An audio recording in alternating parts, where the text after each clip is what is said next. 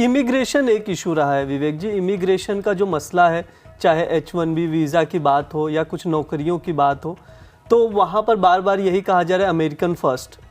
तो इस लिहाज से देखें तो बहुत से इंडियंस की नौकरियाँ भी जा सकती हैं। एक्चुअली क्या है कि ट्रम्प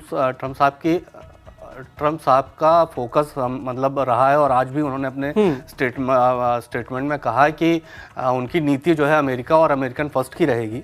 और इलीगल इमिग्रेंट्स जो हैं उनका बहुत बड़ा मुद्दा है, और इलेक्शन में भी उन्होंने इस बात को कई बार दोहराया है कि जो इलीगल इमिग्रेंट्स हैं इनकी वजह से अमेरिकियों की नौकरियों में मुश्किल हो रही है, अमेरिका की इकोनॉमी को असर पड़ रहा है। तो इसको वो मतलब पुरजोर कोशिश करेंगे रोकने की।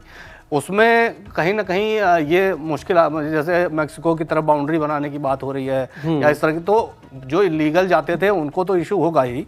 जो बहुत सारे भारत से प्रोफेशनल अमेरिका में अच्छे अवसरों की तलाश में जाते हैं, इसको लेके जो वीज़ा की पॉलिसी है अमेरिका की, कभी कभी मतलब ट्रम्प इस बात को फेवर करते हैं कि कहीं ना कहीं वो जो अच्छे नौकरियों के अवसर हैं या वो अमेरिकियों को प्राथमिक तौर पे मिलने चाहिए। तो इसको लेके कहीं ना कहीं वो अपनी वीज़ा नीति को थोड़ा सा सख्त कर सकते हैं, जिससे आने वाले समय में भारत से जाने वाले और दुनिया के अन्य देशों से जाने वाले प्रोफेशनल्स के लिए थोड़ी मुश्किल बढ़ सकती है। मनोरंजन जी, आपसे भी मेरा यही सवाल है कि क्या लग रहा है, जो इमिग्रेशन पॉलिसीज़ को लेके बार बार इंडिया और भारत के रिश्तों की बात होती है, अब डोनाल्ड ट्रंप है, तो आप कैसे देखेंगे इसको? मैं अपने पूर्व वक्ता से पूरी तरह सहमत हूँ कि इससे थोड़ा बहुत धक्का लगेगा हिंदुस्तान में, खास के IT कंपनीज जो इमिग्रेशन का जिसमें मेजर रोल है, और उनके प्रॉफिट्स बढ़ सकते हैं क्योंकि अमेरिका ने एक बहुत सख्त रुका ट्रम्प साहब के आने के बाद अपनाएंगे H1B वीजा। लेकिन साथ साथ कुछ टैक्स पॉलिसीज और कैश फ्लो से जो उनकी पॉलिसीज हैं उससे इस नुकसान को थोड़ा हद तक कम किया जाएगा।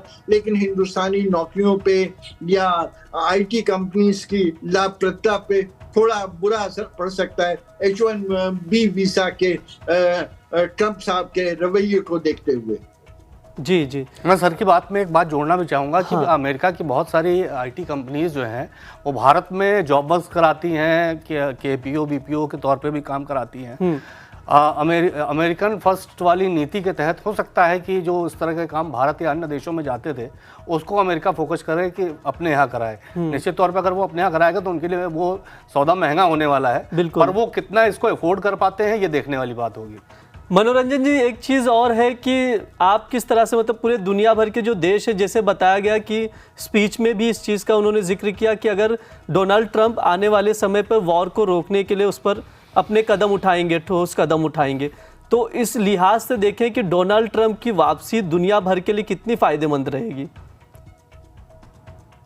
देखिए, अगर आप ग्लोबल जियोपॉलिटिकल डायनामिक्स, भौगोलिक और गतिशीलता की बात करें तो अभी अमेरिका की स्थिति इतनी मजबूत नहीं है। जो पहले बोलते थे only one centre of power, America एक विश्व में अकेले विश्व ग्लोबल डायनामिक्स की धुरी माना जाता है। अभी हाल में जैसा कि आप रशिया यूक्रेन वॉर में देखते हैं, चाइना ने रेड सी में कुछ इनिशिएटिव लिए हैं, ताइवान को कई बार धमकी दी है, तो चाइना रशिया भी एक वैकल्पिक शक्ति की तरह उभर कर आए। लेकिन चूंकि अमेरिका फर्स्ट अपने देश पे फोकस करने की बात है, तो शायद ज़ेलेंस्की को, यूक्रेन के प्रेसिडेंट साहब को जितनी उम्मीद हो उससे उतना असला नहीं दे, उतनी गोली बारूद, उतना सपोर्ट नहीं दे, तो शायद ये इस रशिया यूक्रेन समस्या शायद समाप्त हो सकती है।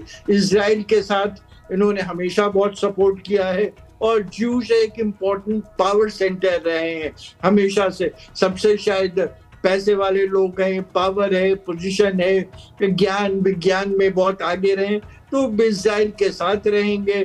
तो रशिया यूक्रेन वॉर पे तो कुछ समाप्ति की ओर हम जा सकते हैं, लेकिन इजराइल और ईरान या हमास, मिडिल ईस्ट में जो पूरा चिंता का वातावरण है, उसका कोई शॉर्ट टर्म सॉल्यूशन नहीं मिलता है।